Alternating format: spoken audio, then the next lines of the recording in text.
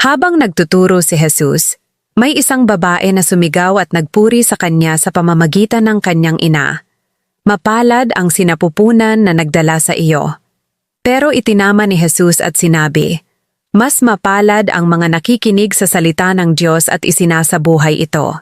Ipinapakita niya na ang tunay na pagiging blessed ay hindi lang dahil sa kaugnayan o titulo, kundi sa pakikinig at pagsunod sa salita ng Diyos. Itinuturo ng gospel na ang tunay na kabanalan ay nakikita sa obedience. Hindi sapat na makarinig lang ng salita ng Diyos. Ang tunay na pagpapala ay nasa pagsasabuhay nito sa ating araw-araw na buhay. Ways to apply in daily life.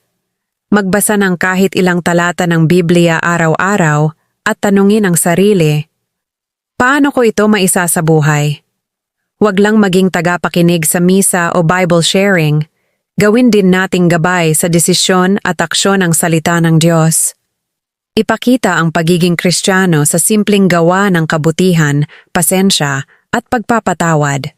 Magdasal ng tapat na humihingi ng lakas para mamuhay ayon sa kanyang salita.